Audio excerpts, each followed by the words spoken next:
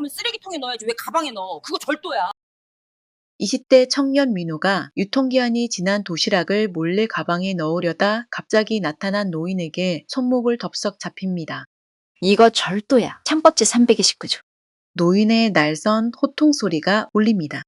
혹시 지금 인생의 막다른 골목에 서 있다고 느끼시나요? 차가운 벽에 부딪혀 오갈 데 없다고 생각될 때 아주 작은 친절 하나가 그 벽을 문으로 바꿔놓기도 합니다. 여기 편의점 폐기도시락 하나로 시작된 기적 같은 이야기. 여러분은 배고픈 순간에도 남을 위해 마지막 빵을 양보할 수 있으신가요? 깐깐한 할머니 순자와 고시생 민우의 특별한 동거 이야기가 궁금하시다면 구독과 알림 설정 잊지 마세요.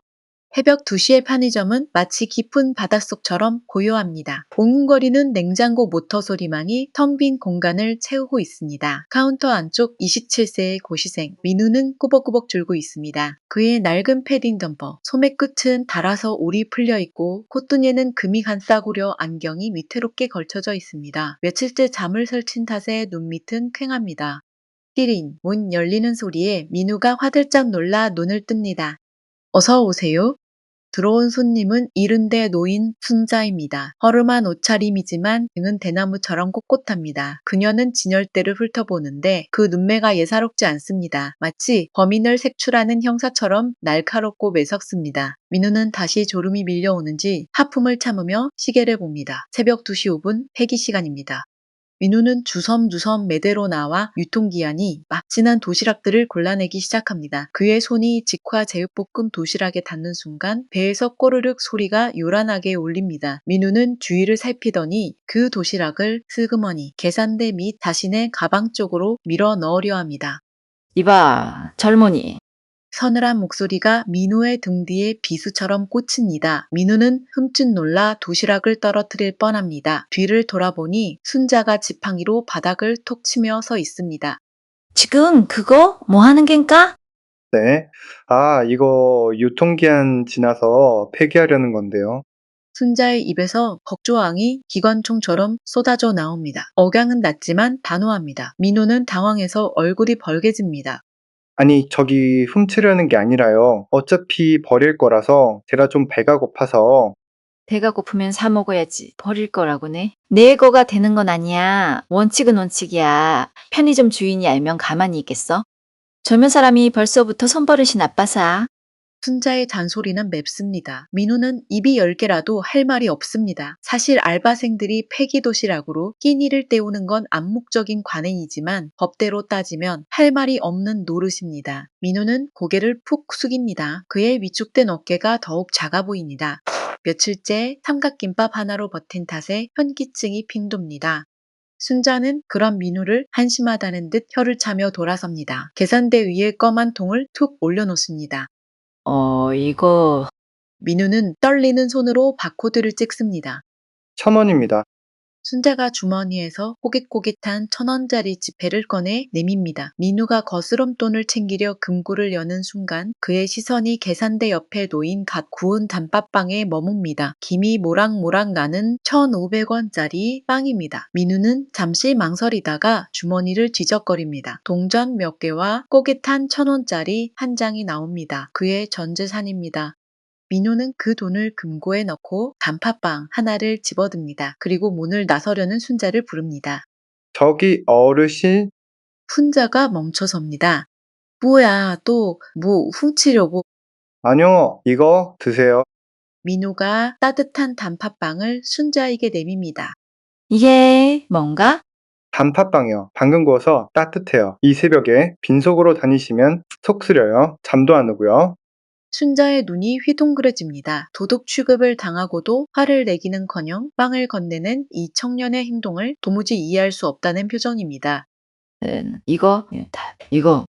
아니에요. 제 돈 내고 산 겁니다. 진짜예요. 민우가 쑥스러운 듯 웃으며 덧붙입니다. 저희 할머니가 그러셨거든요. 새벽바람 맞을 땐 뱃속이 따뜻해야 덜 춥다고요. 어르신 보니까 할머니 생각이 나서요. 순자는 멍하니 민우를 바라봅니다. 할머니 생각, 그 말이 순자의 가슴 한구석을 찌르르하게 올립니다. 그녀는 얼떨결에 빵을 받아듭니다. 얇은 비닐 포장 너머로 전해지는 온기가 차가운 손바닥을 타고 심장까지 전해집니다. 쓸데없는 짓을. 순자는 퉁명스럽게 한마디 던지고는 도망치듯 편의점 문을 엽니다. 딸랑 종소리가 유난히 크게 울립니다. 편의점을 나온 순자는 골목길 가로등 아래서 멈춰섭니다. 손에 쥐어진 빵을 내려다봅니다. 30년 전 집 나간 아들 영수가 유일하게 좋아했던 빵. 엄마, 나 단팥빵 먹고 싶어. 그 어린 목소리가 한청처럼 들려옵니다. 순자는 빵을 코에 갖다 댑니다. 달콤하고 고소한 냄새, 눈시울이 붉어집니다. 바보 같은 놈. 집에나 채울 것이지. 순자는 지팡이를 고쳐쥐고 어둠 속으로 사라집니다. 하지만 그녀의 발걸음은 올 때보다 조금 느려져 있습니다. 다시 편의점 안, 민호는 CCTV 모니터를 멍하니 바라보고 있습니다. 화면 속엔 아무도 없지만 그는 방금 나간 꼬장꼬장한 할머니의 뒷모습을 떠올립니다. 진짜 우리 할머니랑 똑같네. 말만 냈게 하고 속은 여린 거. 민호는 배를 문지르며 쓴웃음을 짓습니다. 결국 오늘 저녁도 물 건너갔습니다. 그는 폐기 도시락을 쓰레기통에 버립니다. 툭 떨어지는 소리가 무겁습니다. 하지만 민호의 얼굴에는 묘한 안도감이 서려 있습니다. 적어도 오늘은 누군가에게 따뜻한 밥은 비록 빵이지만을 대접했다는 뿌듯함 때문일까요? 민우는 다시 카운터에 앉아 전공책을 펼칩니다. 형법 제300기 19조 절도죄, 아까 할머니가 읊었던 조항입니다. 민우는 피식 웃으며 책 기퉁이에 메모를 남겨놓습니다. 판사님 같은 할머니, 단팥빵 1,500원, 마음의 빚, 가품. 편의점 바 새벽바람이 창문을 두드립니다. 하지만 그 좁은 공간 안에는 아직 단팥빵 냄새 같은 은은한 온기가 남아 있습니다. 이것이 두 사람의 긴 인연, 그 서막이었습니다. 여러분은 배고픈 순간에도 남을 위해 마지막 빵을 양보할 수 있으신가요? 민호의 따뜻한 마음이 느껴지셨다면 좋아요를 눌러주세요. 깐깐한 할머니 순자와 고시생, 민호의 특별한 동거 이야기가 궁금하시다면 구독과 알림 설정 잊지 마세요. 다음 화에서 순자의 숨겨진 정체가 밝혀집니다. 며칠 후 화창한 오후 순자는 동네 재래시장에서 장을 보고 있습니다. 콩나물, 1,000원어치, 두부 안무, 그녀의 장바구니는 소박하다 못해 초라합니다. 상인들은 순자가 깐깐하게 물건을 고르는 통에 고개를 절레절레 흔들지만 순자는 아랑곳하지 않습니다. 정가는 정가야. 애누린 불법. 상행위 일종이라고 볼 수도 있어. 속으로 중얼거리며 지갑을 꺼내려는데 가방이 휑합니다. 순자의 얼굴이 하얗게 질립니다. 낡은 가죽 지갑. 그 안에 든 현금 몇만 원 때문이 아닙니다. 그 지갑은 그녀의 전부나 다름없는 물건입니다. 순자는 왔던 길을 되돌아가며 바닥을 샅샅이 뒤집니다. 야채 가게, 생선 가게, 건어물상 어디에도 없습니다. 그녀의 등에서 식은땀이 흐릅니다. 그때 순자의 머릿속에 스치는 한 사람, 며칠 전 새벽 편의점의 그 청년, 민우입니다. 그날 빵을 건네주던 손, 그리고 자신의 지갑을 빤히 쳐다보던 사실은 빵을 본 것이었지만 눈빛 순자의 의심병이 도집니다. 그래, 그 놈이야. 겉으로는 착한 척하면서 속으로는 내 지갑을 누렸던 게지. 역시 사람은 믿을 게 못 돼. 순자는 지팡이를 짚고 쟁걸음으로 편의점을 향합니다. 편의점에 들어서자마자 카운터에 있는 민우를 발견하고 소리를 지릅니다. 야, 민우는 바코드를 찍다 말고 화들짝 놀랍니다. 네, 어르신, 그게 무슨 말씀이세요? 시치미 떼지 마. 아까 시장에서 너 봤어. 내 뒤 졸졸 따라다녔지? 빵 하나 적선해주고 안심시킨 다음에 뒤통수 치려는 수자. 내가 모를 줄 알아? 순자는 막무가내입니다. 주변 손님들이 수군거리기 시작합니다. 민우는 얼굴이 홍당무처럼 빨개져서 손사래를 칩니다. 어르신, 뭐해세요? 저 오늘 하루 종일 여기 알바했어요. CCTV 돌려보시면 알아요. 민우가 모니터를 가리키지만 이미 확신에 찬 순자의 눈에는 아무것도 들어오지 않습니다. CCTV? 요즘 도둑놈들은 그런 것도 다 조작한다며. 내놔. 당장 내놔. 그 안에 내 사진, 아니 내 돈 내놓으란 말이야. 순자가 카운터 안으로 들어오려 하자 점장이 달려나와 말립니다. 결국 순자는 경찰을 부르겠다고 으름장을 놓고 씩씩거리며 편의점을 나갑니다. 민호는 억울함에 눈물이 핑 돕니다. 세상에 단팥빵 하나 줬다가 도둑 누명을 쓰다니. 그는 허탈하게 카운터에 주저앉습니다.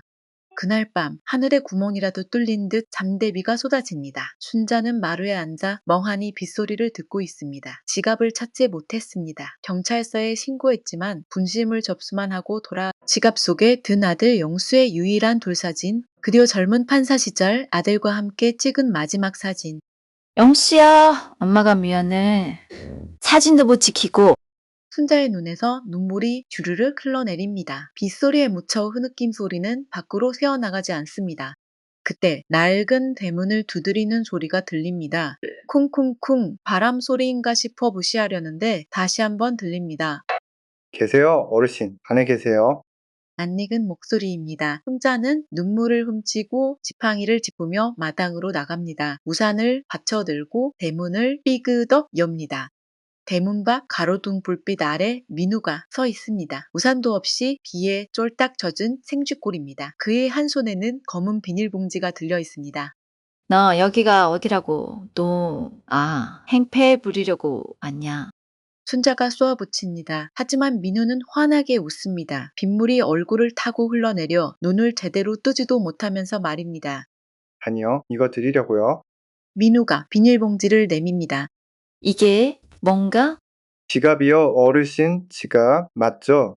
순자의 심장이 쿵 내려앉습니다. 떨리는 손으로 봉지를 낚아챕니다. 안을 보니 그녀의 낡은 가죽 지갑이 들어있습니다. 흙탕물이 묻어있지만 내용물은 그대로입니다. 네가 퇴근길에 시장 쪽 하수구 근처에서 봤어요. 누가 돈만 떼가고 버린 건가 했는데 현금도 그대로더라고요. 그냥 흘리신 것 같아요. 민우가 머리를 긁적이며 말합니다. 경찰서에 맡기려고 했는데 시간이 늦어서요. 어르신이 밤새 걱정하실까봐 지난번에 편의점에서 말씀하실 때 이 동네 사신다고 하셨잖아요. 집 찾느라 좀 헤맸네요. 순자는 지갑을 열어봅니다. 돈은 그대로입니다. 하지만 그녀가 확인한 건 돈이 아닙니다. 지갑 깊숙한 곳 투명한 비닐에 꽁꽁 쌓인 사진입니다. 빗물이 스며들지 않아 사진 속 영수의 얼굴은 보송보송합니다. 사진 안 젖었네. 순자가 안도의 한숨을 내쉽니다. 오 민우가 덧붙입니다. 아, 그거 지갑이 물에 젖어 있길래 혹시나 해서 제가 비닐로 한 번 더 쌌어요. 소중한 사진 같아서요. 순자는 고개를 들어 민우를 봅니다. 청년의 입술은 추위에 파랗게 질려 덜덜 떨리고 있습니다. 그런데도 눈빛만은 맑습니다. 자신을 도둑 취급했던 노인에게 원망 한마디 없이 빗속을 뚫고 지갑을 찾아다 준 이 바보 같은 청년 순자는 가슴 한구석이 찌릿하게 아파옵니다. 부끄러움입니다. 평생 사람을 심판하고 의심하며 살아온 자신이 이 가난하지만 정직한 청년 앞에서는 한없이 초라하게 느껴집니다. 들어와. 순자가 툭 내뱉습니다. 네. 키 맞고 서 있지 말고 들어오라고. 수건이라도 줄 테니까. 순자는 대문을 활짝 엽니다. 민우는 잠시 머뭇거리다 조심스레 마당으로 들어섭니다. 30년 동안 굳게 닫혀있던 순자의 성벽에 처음으로 타인이 발을 들여놓는 순간입니다. 마루에 걸터앉은 민우에게 순자가 마른 수건을 던져줍니다. 그리고 지갑에서 5만 원짜리 지폐 2장을 꺼내 내밉니다. 자, 사례비야. 받아. 민우는 수건으로 머리를 털며 손사래를 칩니다. 에이, 됐어요. 당연한 일 한 건데요. 그리고 저 돈 때문에 온 거 아닙니다. 그럼 왜 왔어? 이 밤중에. 그냥 사진 속 아드님 표정이 너무 밝아서요. 잃어버리면 많이 속상해 하실 것 같았어요. 저도 엄마 사진 한 장 없거든요. 민우의 덤덤한 고백에 순자의 손이 멈춥니다. 이 청년도 결핍이 있구나. 엄마가 없는 아이. 그래서 내 사진을 보고 제 엄마를 떠올렸을까. 순자는 돈을 슬그머니 집어넣습니다. 대신 부엌으로 들어가 가스불을 켭니다. 밥은 먹었냐? 아니요, 아직.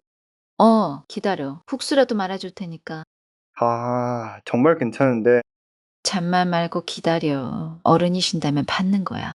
순자의 호통은 여전하지만 그 속에 담긴 온도는 새벽 편의점 때와는 사뭇 다릅니다. 부엌에서 발그락거리는 소리가 빗소리와 섞여 들려옵니다. 민우는 마루에 앉아 그 소리를 듣습니다. 춥고 배고픈 밤 낯선 할머니의 집에서 맡는 멸치 육수 냄새가 왜인지 모르게 코끝을 시큰하게 만듭니다.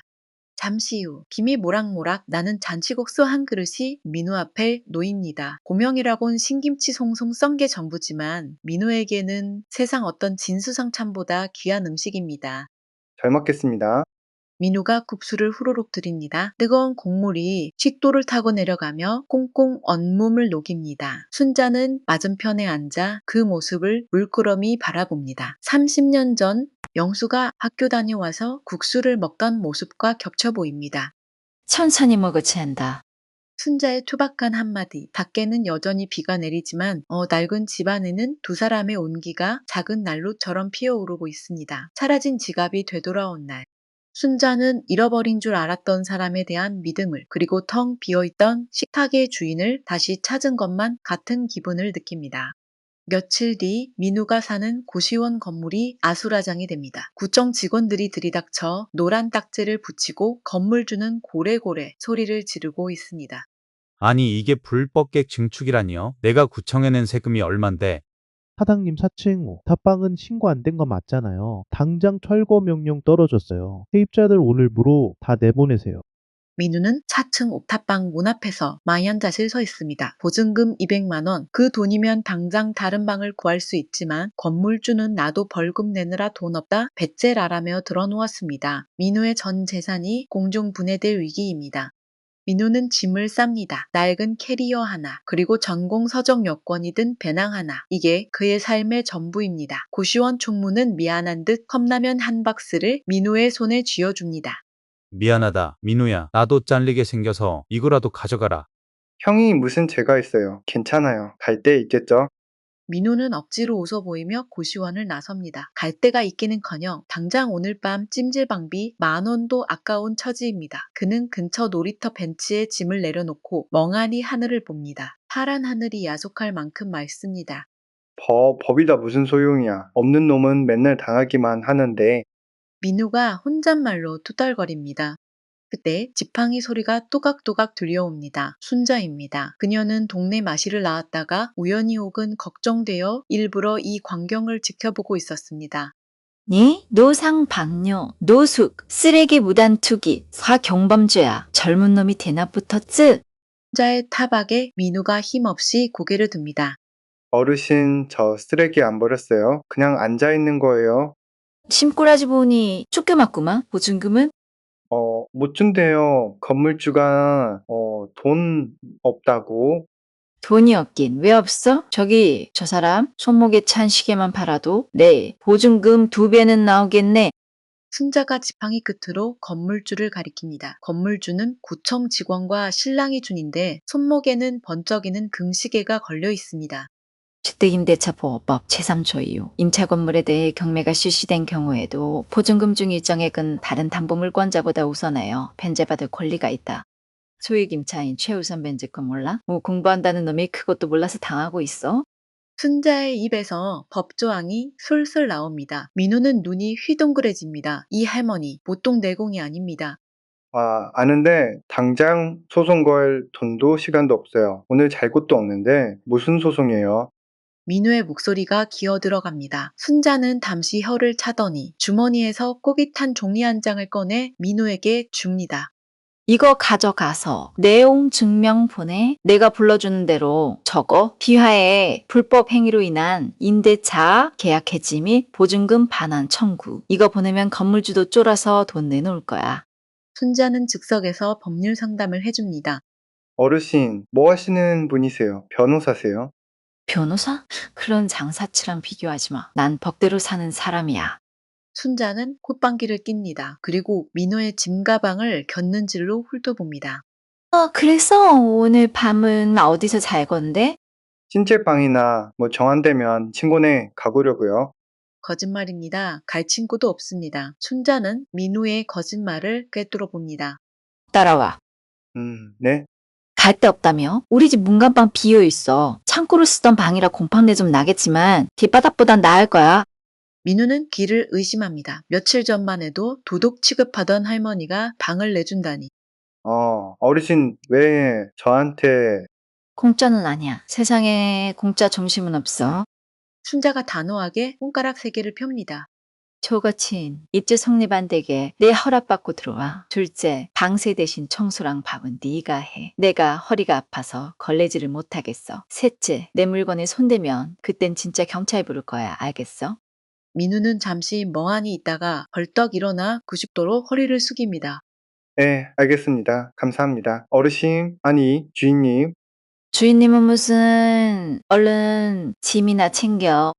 순자가 앞장서서 걸어갑니다. 민우는 캐리어를 끌고 쫄래쫄래 그 뒤를 따릅니다. 낡은 대문 안으로 들어서자 키키한 곰팡이 냄새와 함께 오래된 책 냄새가 확 풍깁니다. 민우가 들어선 거실 벽면에는 놀라운 광경이 펼쳐져 있습니다. 빛바랜 노란 책들이 천장까지 닿을 듯 쌓여 있습니다. 자세히 보니 전부 법정과 판례집입니다. 대법원 판례집 1985, 형법주석, 이 집 주인 정말 평범한 할머니가 아닙니다.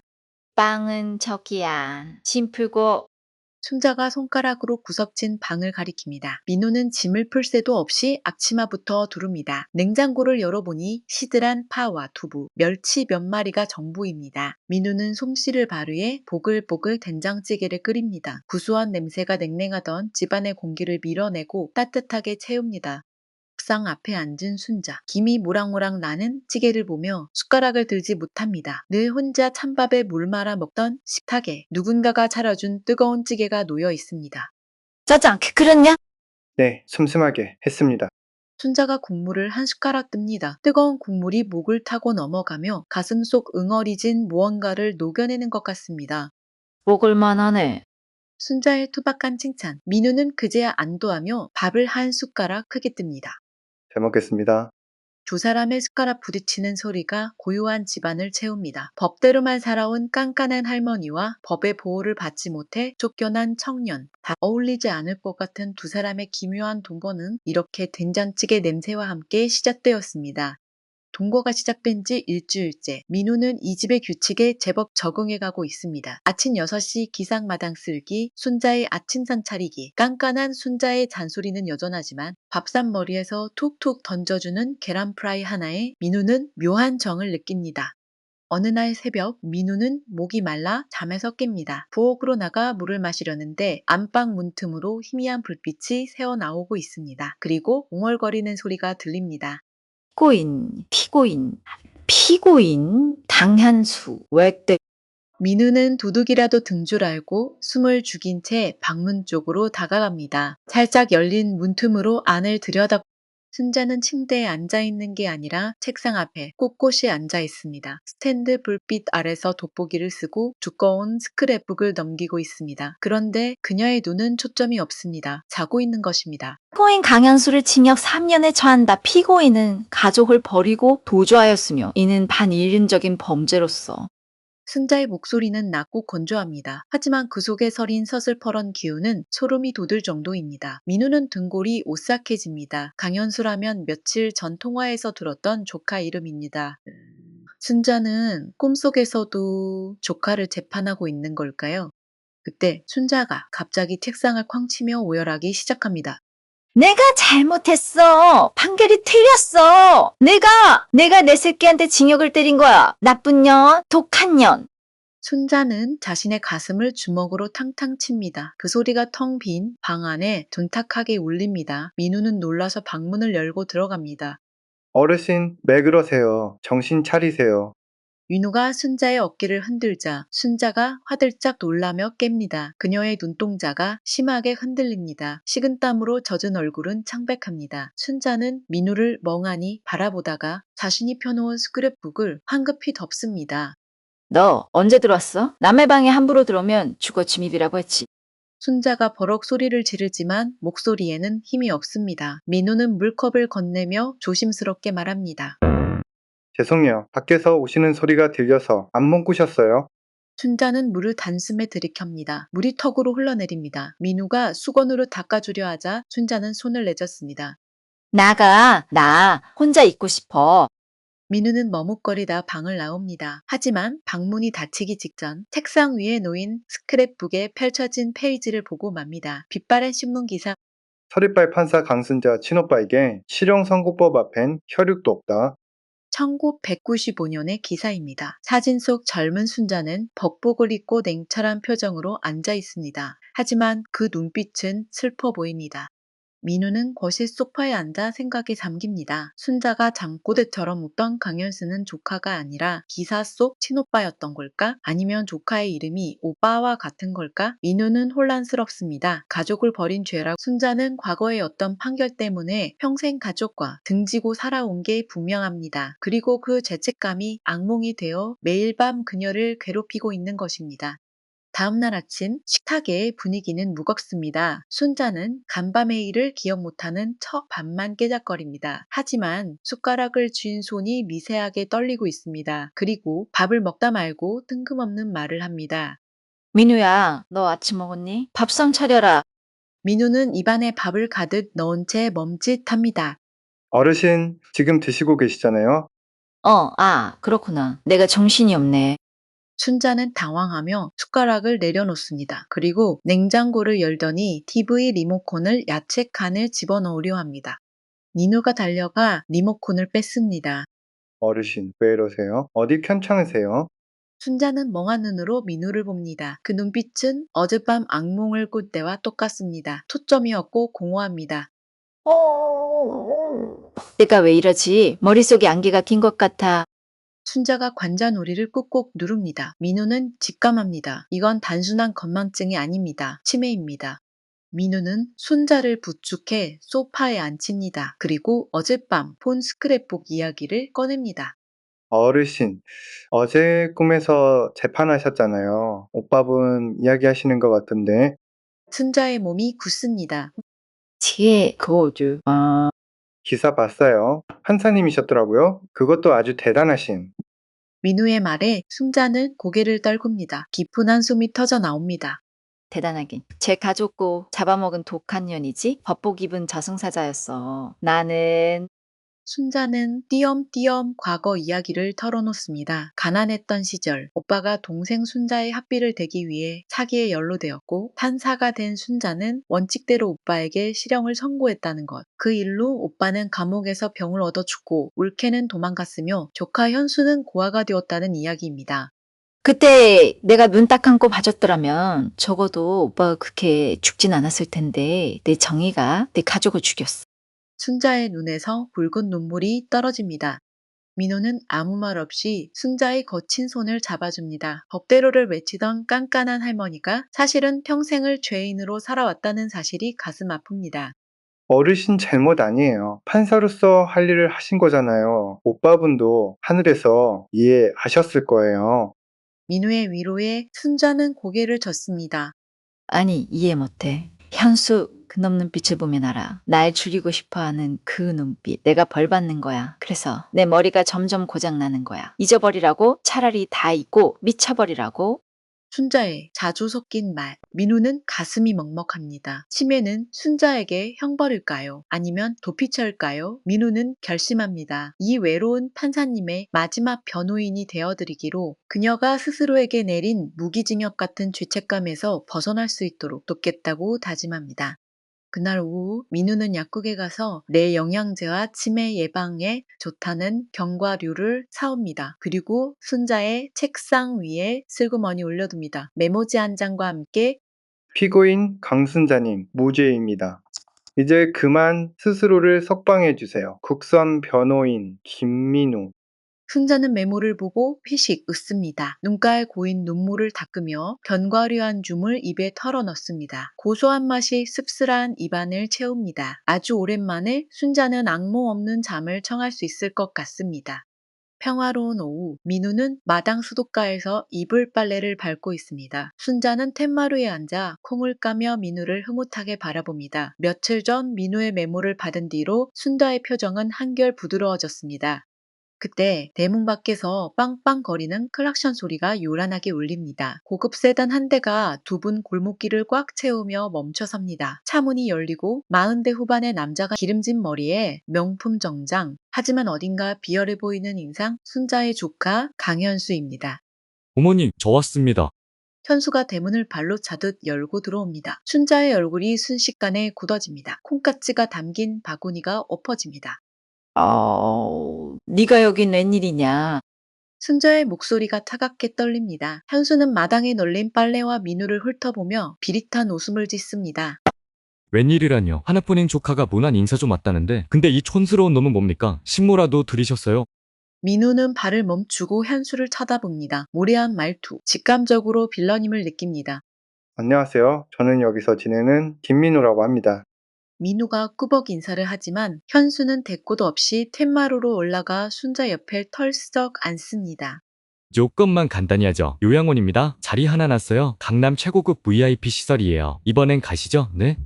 현수가 품에서 서류 봉투를 꺼내 내밉니다. 이번 동의서입니다. 순자는 서류를 쳐다보지도 않고 고개를 돌립니다. 아이고 고모님 치맥이 있으시잖아요. 저번에 길도 잃어버리셨다면서요. 여기서 객사하시면 저만 욕먹어요. 대법관 출신 고모 굶겨 죽인 조카라고 신문에 나면 어쩔 겁니까? 현수의 말에는 걱정보다 조롱이 섞여 있습니다. 내일은 내가 알아서 해. 썩 꺼져. 순자가 지팡이를 휘두릅니다. 하지만 현수는 꿈쩍도 안 하고 지팡이를 낚아챕니다.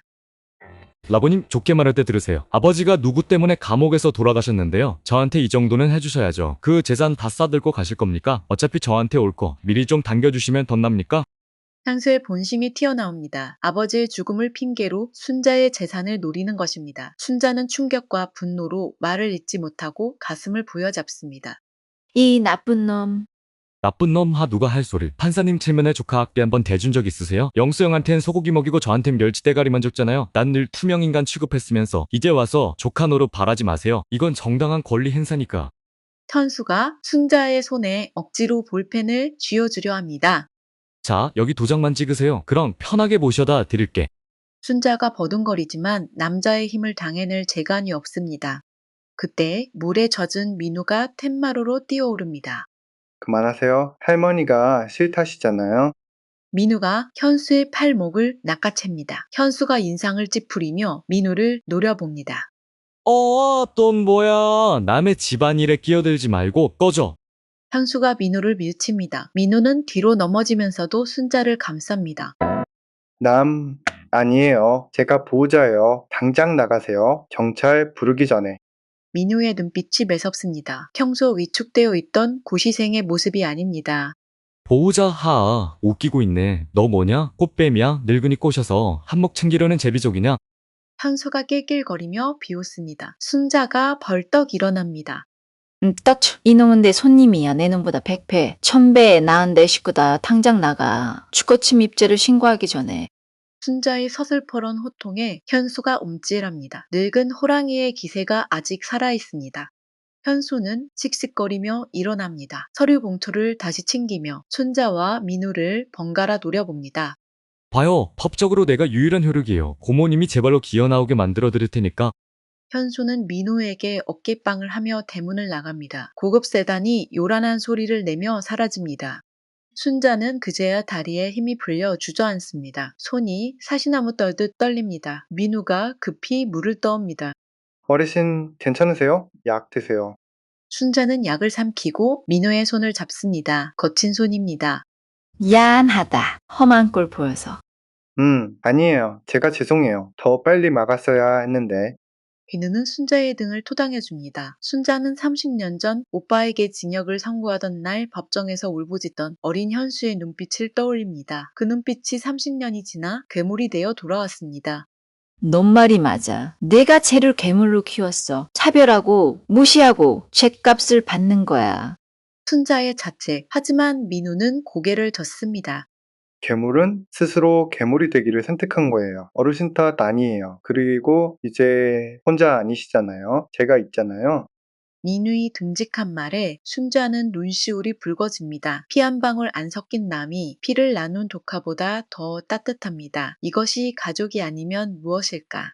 한편 골목 어귀에 세워둔 차 안. 현수는 분에 못 이겨 핸들을 내리칩니다. 길어먹을 놓친네. 제비족놈한테 홀려서 안 되겠다. 강제로라도 진행해야지.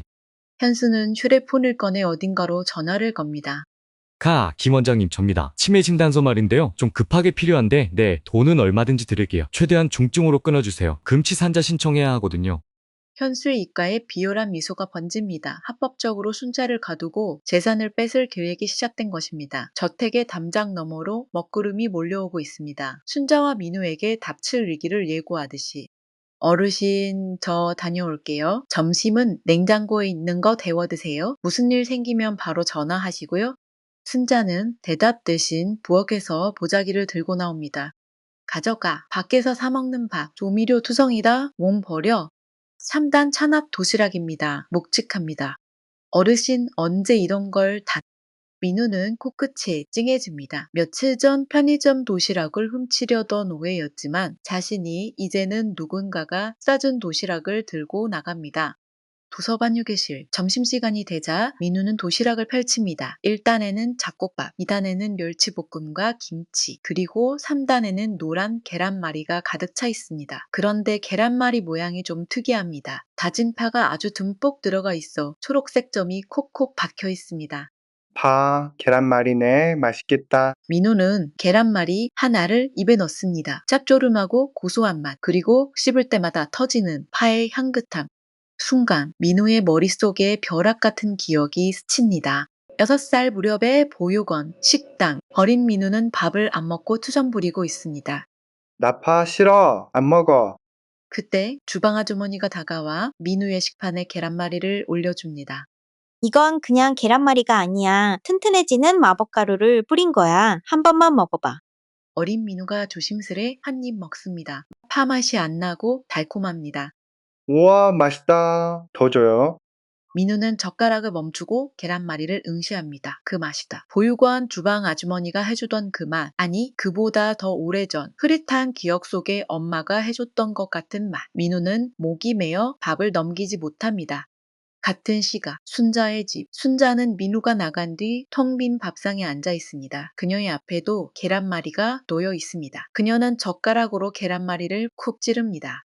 우리 영수파 냄새 난다고 질색하더니 내가 이렇게 잘게 다져서 넣어주면은 걔 눈 감추듯 먹었는데. 순자의 독백. 그녀는 30년 전 집 나간 아들 영수를 생각하며 도시락을 쌌습니다. 민우가 맛있게 먹어주길 바라면서 동시에 영수에게 밥 한 끼 제대로 먹이지 못하고 보낸 죄책감을 씻으려는 듯이.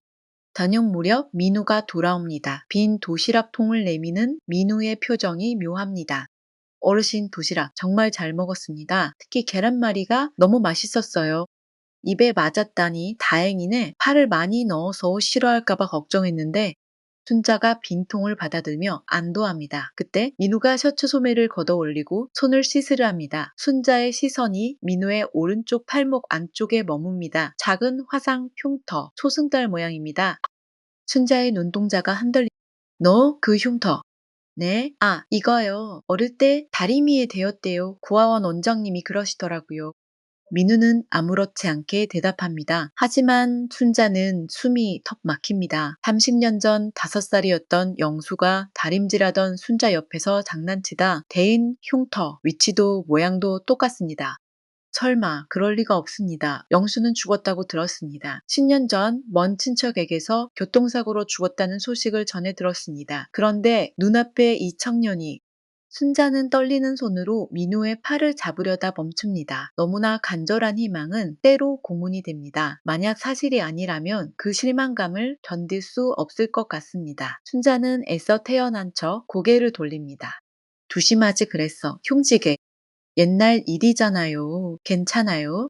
민호는 방으로 들어갑니다. 순자는 부엌에 남아 빈 도시락통을 씻습니다. 흐르는 물소리에 섞여 순자의 흐느낌이 새어나옵니다. 영수야, 내 아들 영수야. 혹시 너니 나 벌 주려고 이렇게 가까이 와서 모른 척하고 있는 거니? 순자는 가슴을 칩니다. 방 안, 민우는 책상에 앉아 있습니다. 그는 낮에 먹었던 계란말이의 맛을 곱씹습니다. 그리고 책상 한 구석에 놓인 순자의 낡은 가족 사진을 봅니다. 사진 속 어린 영수. 민우는 거울 속 자신의 얼굴과 사진을 번갈아 봅니다. 닮은 것 같기도 하고 아닌 것 같기도 합니다. 민우는 고아원에서 자랐지만 입소 기록에는 미상이라고만 적혀 있었습니다. 이름도 보육원에서 지어준 것입니다. 부모가 누군지, 왜 버려졌는지 아무도 모릅니다. 그런데 오늘 낯선 할머니의 도시락에서 잊어버린 줄 알았던 엄마의 맛을 느꼈습니다.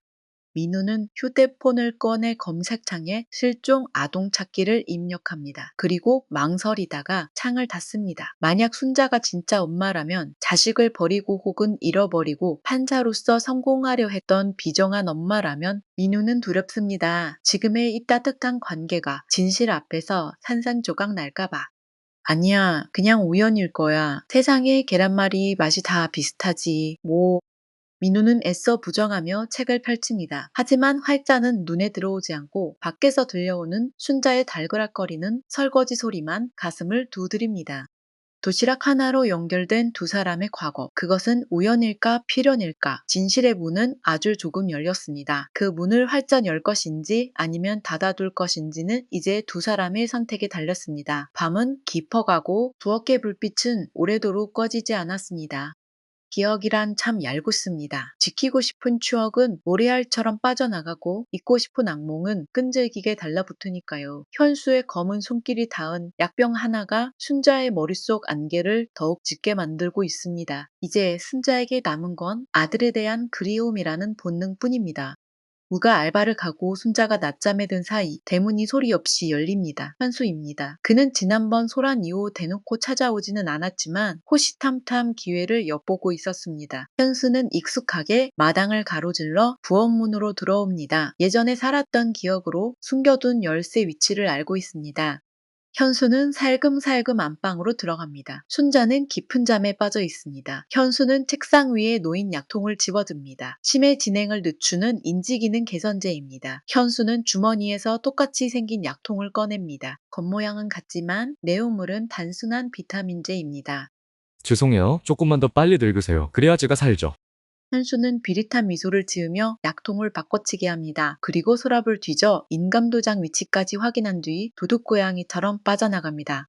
며칠 후 순자의 상태가 눈에 띄게 나빠지기 시작합니다. 민우가 알바를 마치고 돌아오니 순자가 현관 앞에 쪼그리고 앉아 있습니다. 신발도 짝짝이로 신고 있습니다. 어르신, 여기서 뭐 하세요? 추운데. 민우가 다가가자 순자가 고개를 듭니다. 멍한 눈빛입니다. 영수야, 학교 다녀왔니? 민우는 멈칫합니다. 순자가 자신을 죽은 아들 이름으로 부른 건 처음이 아니지만 오늘은 느낌이 다릅니다. 장난이나 착각이 아니라 완전히 다른 세상에 가 있는 듯합니다. 어르신, 저 민우예요. 영수 아니에요. 민우가 또박또박 말해주지만 순자는 듣지 않습니다. 배고프지? 엄마가 계란말이 해줄게. 얼른 들어와. 순자는 민우의 손을 잡아 끕니다. 그 소나기의 힘이 어찌나 센지 뿌리칠 수 없습니다. 민우는 어쩔 수 없이 순자를 따라 들어갑니다. 부엌은 엉망입니다. 가스레인지 위에는 빈냄비가 타들어가고 있고 냉장고 문은 활짝 열려 있습니다. 순자는 밥솥에서 생쌀을 퍼서 그릇에 담으려 합니다. 엄마가 맛있는 밥 해줄게. 민우는 가슴이 무너집니다. 천하의 대법관 강순자가 밥 짓는 법조차 잊어버린 어린아이가 되어버렸기 때문입니다. 민우는 급히 가스불을 끄고 순자를 식탁에 앉힙니다. 어머니, 제가 할게요. 앉아 계세요. 민우는 결국 거짓말을 합니다. 지금 순자에게 필요한 건 진실이 아니라 안심이라는 걸 알기에. 그래, 우리 영수 다 컸네. 엄마 도와주고. 순자가 해맑게 웃습니다. 그 미소는 30년 전 젊은 엄마였던 시절의 것입니다. 그날 밤 겨우 순자를 재우고 나온 민호는 거실 휴지통을 비우다 낯선 것을 발견합니다. 약통 포장지입니다. 평소 순자가 먹던 약은 병원에서 처방받은 도제약인데 이건 시중에서 파는 영양제 포장지 조각입니다. 이게 왜 여기 있지? 민우는 안방으로 들어가 순자의 약통을 확인합니다. 겉보기엔 똑같지만 알약 색깔이 미묘하게 다릅니다. 냄새를 맡아보니 비타민 특유의 냄새가 납니다. 순간 민우의 머릿속에 스치는 얼굴이 있습니다. 현수입니다. 며칠 전 대문 근처를 서성이던 현수의 차를 본 적이 있습니다. 이 개자식 할머니한테 무슨 짓을 한 거야? 민우는 주먹을 꽉 줍니다. 약을 바꿔치기 해서 치매를 악화시키고 금치산자 판정을 받으려는 수작입니다. 이건 단순한 괴롭힘이 아니라 살인 미수에 가깝습니다. 민우는 증거를 남기기 위해 약통 사진을 찍습니다. 그리고 진짜 약을 처방받기 위해 내일 병원에 가겠다고 다짐합니다. 그런데 그때 안방에서 순자의 비명 소리가 들립니다. 안 돼, 타지 마. 영수야. 민우가 뛰어들어가니 순자는 허공에 대고 손을 휘젓고 있습니다. 가지마. 엄마가 잘못했어. 판사 그만둘게. 옷 벗을게. 그러니까 가지마. 순자는 울부짖고 있습니다. 꿈속에서 아들 영수가 떠나가는 장면을 보고 있습니다. 민우는 순자를 꽉 안습니다. 안 가요. 저 여기 있어요. 어머니 저 안 가요. 민호의 품에 안긴 순자는 아이처럼 엉엉 웁니다. 미안해. 널 굶겨서 미안해. 순자의 전류는 민호의 가슴 깊이 파고듭니다. 그녀의 치매는 평생 억눌러 왔던 모성이 분물 터지듯 쏟아져 나오는 과정 같습니다. 이성을 잃어야만 비로소 솔직해질 수 있는 슬픈 현실입니다. 민호는 순자의 등을 토닥이며 밤새 곁을 지킵니다. 괜찮아요. 다 용서했어요. 그러니까 이제 편히 주무세요. 민우의 위로에 순자의 울음소리가 잦아들고 그녀는 민우의 옷자락을 생명줄처럼 꼭 쥐고 잠듭니다. 새벽녘 민우는 잠든 순자의 얼굴을 바라봅니다. 주름진 눈가에 눈물 자국이 말라붙어 있습니다. 민우는 결심합니다. 현수를 가만두지 않겠다고, 법을 이용해 할머니를 지키겠다고. 민우는 책상에 앉아 법전을 펼칩니다. 형법 제2-157조 상해죄, 유기죄. 예전에는 자신의 생존을 위해 법을 찾았다면 이제는 소중한 사람을 지키기 위해 법을 찾는 순자의 수호자로서의 싸움이 시작됩니다. 민우는 아침 일찍 순자를 주간 보호센터에 맡기고 도서관으로 향합니다. 밤새 순자가 헛소리처럼 읊조렸던 1995년 가단 차객죄라는 단서를 쫓기 위해서입니다. 민우는 마이크로필름 보관실에서 1995년도 판결문들을 뒤집니다. 수백 장의 서류를 넘기다 마침내 익숙한 이름 하나를 발견합니다. 피고인 강진수. 징역 1년 6월에 처한다. 판사는 강순자입니다. 피고인 강진수성이 같습니다. 민우는 당시 신문 기사까지 찾아봅니다. 동생 합의 되려다 사기꾼 된 오빠, 냉혈 판사 동생 실형 선고. 기사 내용은 충격적입니다. 강진수는 순자의 친오빠이자 현수의 아버지입니다. 가난한 집안에서 여동생 순자만이라도 공부시키기 위해 진수는 막노동과 빚보증을 전전하다 결국 사기 사건을 휘말렸습니다. 피해자들과 합의만 하면 집행유예로 풀려날 수 있었지만 원칙주의자였던 순자는 법관의 가족일수록 더 엄격해야 한다며 실형을 선고했습니다. 그 충격으로 진수는 감옥에서 지병이 악화되어 사망했고 남겨진 현수는 고아가 되어 친척집을 전전했다고 합니다. 민호는 판결문을 쥔 손에 힘을 줍니다. 현수의 비뚤어진 분노에는 이유가 있었습니다. 그는 단순한 돈벌레가 아니라 고모의 정의 때문에 아버지를 잃고 인생이 망가진 피해자였던 것입니다. 춘자 역시 그 죄책감 때문에 평생 가족과 연을 끊고 스스로를 고립시킨 채 살아왔음을 민호는 깨닫습니다. 민우는 집으로 돌아와 다락방을 뒤집니다. 순자가 가장 아끼는 물건이 있는 곳입니다. 먼지 쌓인 상자 속에서 낡은 일기장을 발견합니다. 1995년 오빠에게 선고를 내린 그날의 일기입니다. 오늘 오빠에게 징역형을 내렸다. 법봉을 두드리는 내 손이 불에 타는 것 같았다. 오빠는 나를 원망하지 않는 눈빛이었다. 그게 더 미치겠다. 현수야, 미안하다. 고모가 죄인이다. 평생 속죄하며 살. 일기장 곳곳엔 눈물 자국이 번져 있습니다. 순자는 현수를 미워한 게 아니라 볼 면목이 없어서 피했던 것입니다. 그리고 몰래 현수의 학비를 대주려 했지만 자존심 센 현수가 거절했다는 기록도 있습니다. 민우는 일기장을 품에 안습니다. 두 사람의 오해와 상처가 너무 깊습니다. 이대로 두면 현수는 영원히 괴물이 되고 순자는 죄인으로 죽을 것입니다. 민우는 현수의 사무실을 찾아갑니다. 간판도 없는 낡은 오피스텔입니다. 문을 열자 키키한 담배 냄새와 술 냄새가 진동합니다. 현수는 소파에 누워 있다가 민우를 보고 벌떡 일어납니다. 이가 여기를 어떻게 알고 왔어? 경찰이라도 불렀냐? 현수가 경계하며 뒷걸음질 칩니다. 민우는 말없이 순자의 일기장을 탁자에 내려놓습니다. 할머니가 쓰신 거예요. 30년 전 그날부터. 이게 뭔데? 유언장이라도 돼. 재산 다 넣어준대? 현수가 비아냥거립니다. 은일이 아니에요? 사장님, 아버지, 강진수 씨 이야기예요. 아버지라는 말에 현수의 눈빛이 흔들립니다. 민우는 차분하.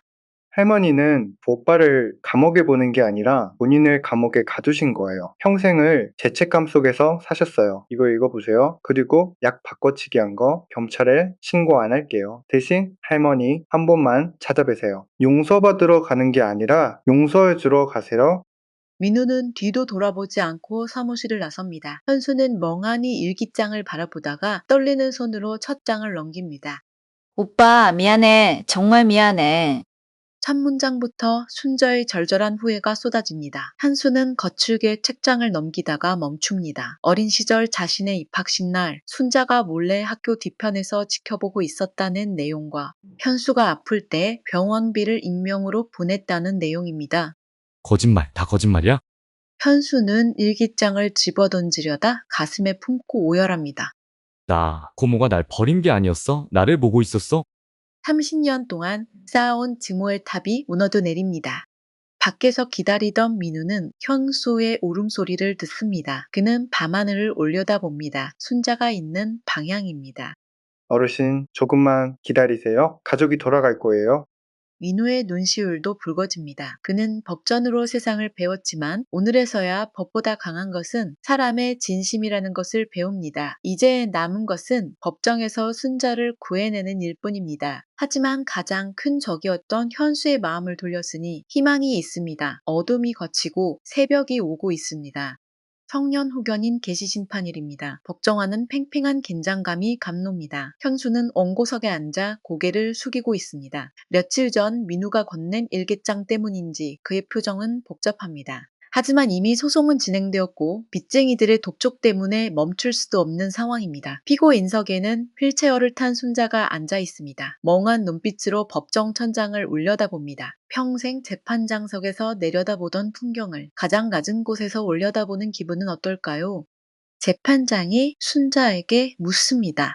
본인 이름과 주소를 말씀해 주시겠습니까? 순자는 입을 달싹거리지만 말이 나오지 않습니다. 집이 우리 영수랑 같이 사는 집인데. 동문서답입니다. 현수 측 변호사가 되게 양양하게 일어납니다. 보시다시피 피청구인은 총증 침해로 인해 사무 처리 능력이 결여되어 있습니다. 조속히 후견인을 지정하여 재산을 보호해야 합니다. 방청석의 민우는 주먹을 꽉 줍니다. 순자가 이대로 금치산자가 되면 현수가 재산을 가로채고 그녀를 요양원에 가둘 것입니다. 민우는 순자를 바라봅니다. 어르신, 제발 정신 차리세요. 간절한 눈빛을 보내지만 순자의 시선은 허공을 맴돌 뿐입니다. 그때 변호사가 결정타를 날립니다. 피청구인은 최근 자신의 조카조차 알아보지 못하고 폭력을 행사했습니다. 이런 상태로 방치하는 건 노인 학대입니다. 아니야, 난 학대 안 했어. 순자가 갑자기 소리를 지릅니다. 내 새끼 지키려고 그런 거야. 저놈이 우리 영수 밥그릇 뺏으려고 해서. 순자의 외침은 오히려 침해를 증명하는 꼴이 됩니다. 재판장은 안타까운 표정으로 서류를 정리하려 합니다. 위기의 순간 민우가 벌떡 일어납니다. 재판장님, 잠시만요. 방청인은 정숙하세요. 경위가 지지하지만 민우는 굴하지 않고 가방에서 무언가를 꺼내 높이 쳐듭니다. 3단 찬압 도시락입니다. 순자가 민우에게 싸줬던 낡은 도시락입니다. 어르신, 요 기억나세요? 오늘 아침에도 싸주셨잖아요. 영수 밥 먹여야 한다고. 순자의 시선이 도시락에 고정됩니다. 보자기, 매듭, 찌그러진 뚜껑, 그녀의 흐릿한 동공이 서서히 수축합니다. 뇌세포 깊숙한 곳에 박혀있던 모성애가 스파크를 일으킵니다. 도시락. 순자가 중얼거립니다. 밥 먹었니? 계란말이. 다 먹었어? 순자의 목소리는 떨리지만 뚜렷해집니다. 재판장이 의아해 묻습니다. 피청구인, 지금 하신 말씀이 무슨 뜻입니까? 순자는 천천히 고개를 돌려 재판장을 응시합니다. 그 눈빛은 방금 전 치매 노인의 것이 아닙니다. 30년 전 철이빨 같던 대법관 강순자의 눈빛입니다. 재판장님, 저는 제 이름도 가끔 까먹습니다. 집 주소도 헷갈립니다. 하지만 순자가 휠체어 손잡이를 꽉 잡고 상체를 일으킵니다. 내 자식 밥 굶기지 않아야 한다는 건 안 잊어버립니다. 그게 어미입니다. 법정 안에 정적이 흐릅니다. 순자는 떨리는 손으로 민우를 가리킵니다.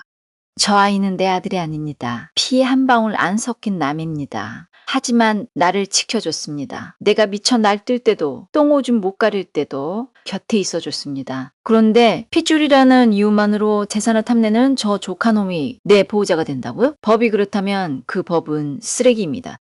순자의 사자후가 법정을 울립니다. 현수는 고개를 들지 못하고 흐느낍니다. 변호사는 당황해서 어쩔 줄 모릅니다.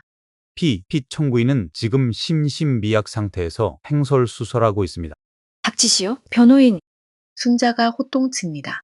나는 지금 내 전 재산과 남은 인생을 걸고 최후의 변론을 하는 중이오. 내 재산은 사회에 환원할 것이고 내 보호자는 저기 서 있는 김민호 청년으로 지정합니다. 이게 내 판결입니다.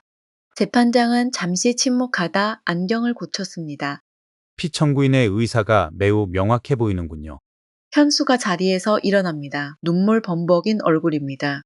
재판장님, 후치하겠습니다. 현수 씨, 변호사가 말리지만 현수는 고개를 젓습니다. 그는 순자에게 다가가 무릎을 꿇습니다. 고모, 잘못했어요. 제가 주빌놈이에요. 순자는 현수를 내려다봅니다. 30년 전 오빠를 보냈던 그 눈빛이지만 이번엔 다릅니다. 슬픔 대신 용서가 담겨 있습니다. 일어나라, 바다차다. 순자의 투박한 한마디에 현수는 오열하며 순자의 무릎에 얼굴을 묻습니다. 민우는 그 모습을 보며 조용히 도시락통을 가슴에 푸습니다. 법리 논쟁도 의학적 진단도 이기지 못한 것은 결국 밥 한 끼에 담긴 사랑이었습니다. 순자는 스스로를 가뒀던 감옥에서 비로소 걸어 나왔습니다. 무죄입니다. 재판이 끝나고 몇 달이 지났습니다. 순자의 집 앞에는 이삿짐 트럭이 와 있습니다. 향수가 떠나는 날입니다. 그는 소송을 취하한 뒤 빚을 청산하기 위해 지방공사 현장으로 내려가기로 했습니다. 향수는 트럭에 짐을 싣고 순자에게 다가가 큰 절을 올립니다. 등산하세요. 명절 때나 한번 들르겠습니다. 순자는 지팡이를 짚고 서서 무덤덤하게 말합니다. 예, 오기 뭘 와. 차비 아깝게. 가서 밥이나 굶지 마라. 말은 퉁명스럽지만 현수의 손에 꼬깃꼬깃한 봉투를 쥐어줍니다. 비상금이야. 술 처먹지 말고 아껴 써. 현수는 눈시울이 붉어져 고개를 끄덕입니다. 그는 민우에게도 악수를 청합니다. 고맙다, 우리 고모. 잘 부탁한다. 현수의 차가 골목을 빠져나갑니다. 순자는 차가 보이지 않을 때까지 대문 앞을 지킵니다. 30년, 묵은 앙금이 씻겨 내려간 뒷모습입니다. 오후 3시, 마당 평상에 밥상이 차려집니다. 민우가 공무원 시험 합격 통지서를 들고 뛰어들어옵니다. 어르신, 저 붙었어요. 합격했어요. 순자는 평상에 앉아 나무를 다듬다 말고 눈을 크게 뜹니다. 정말이야? 아이고, 장하다. 내 새끼장에. 순자가 민우를 감싸 안고 민우도 순자의 등을 어루만집니다. 이제 독립해야겠네? 공무원 관사 나오나? 순자가 진짓 아무렇지 않은 척 묻습니다. 목소리에 섭섭함이 묻어납니다. 아니요. 저 여기 계속 살 건데요. 뭐? 다 큰 놈이 늙은이랑 살아서 뭐하게 나가서 연애도 하고 그래야지. 제가 할머니 두고 어딜 가요? 밥은 누가 해주고요? 그리고 저 월세 낼 돈 없어요. 그냥 밥값으로 퉁치죠. 민우가 너스레를 떨자 순자는 피식 웃으며 민우의 등을 때립니다. 징겁게 밥값은 무슨 밥이나 많이 먹어. 두 사람은 평상에 마주 앉습니다. 오늘 메뉴는 순자가 싼 김밥과 민우가 끓인 새 생일도 아닌데 웬 미역국이야? 새로 태어난 날이잖아요. 우리 둘 다 민우가 국을 떠주며 말합니다. 순자는 미역국을 한술 뜹니다. 따뜻합니다. 맛있네. 간이 딱 맞아. 식사 도중 순자가 갑자기 젓가락을 멈추고 민우를 빤히 바라봅니다. 눈빛이 조금 흐리멍덩합니다. 총각 누구세요? 치매 증상이 도진 것입니다. 민우는 젓가락질을 멈추지 않고 태연하게 대답합니다. 저요, 이 집 아들내미잖아요. 밥 먹으러 왔어요. 구나 우리 아들이구나. 많이 먹어라. 계란말이 더 줄까? 순자는 자신의 김밥을 민우 밥그릇에 올려줍니다. 민우는 울컥하지만 환하게 웃으며 받아 먹습니다. 네, 엄마, 잘 먹을게요. 아당에는 봄햇살이 쏟아지고 담장 너머로 개나리가 흐드러지게 피어 있습니다. 기억은 지우개로 지운 듯 사라져가지만 두 사람 사이에 흐르는 온기는 더욱 선명해집니다. 순자는 민우의 입가에 묻은 밥풀을 떼어주고 민우는 순자의 굽은 허리를 주물러줍니다. 혈연보다 진한 밥정으로 맺어진 가족입니다. 화면이 서서히 멀어지고 형상 위 두 사람의 모습이 한 폭의 그림처럼 담깁니다. 기억이 사라진 자리에 사랑이 채워질 수 있다면 망각은 신이 준 선물이 아닐까요? 판사봉을 내려놓고 도시락을 든 순자와 고시 생딱지를 떼고 아들이 된 민우, 두 사람의 밥상은 앞으로도 식지 않을 겁니다. 세상 모든 외로운 이들에게 따뜻한 밥 한 끼의 위로를 전합니다. 순자가 민호에게 선물 받은 빨간 스카프를 메고 활짝 웃는 사진, 민우가 공무원증을 목에 걸고 순자와 V자를 그리는 사진, 현수가 보내온 사과 박스를 뜯으며 즐거워하는 두 사람의 모습이 파노라마처럼 스쳐 지나갑니다.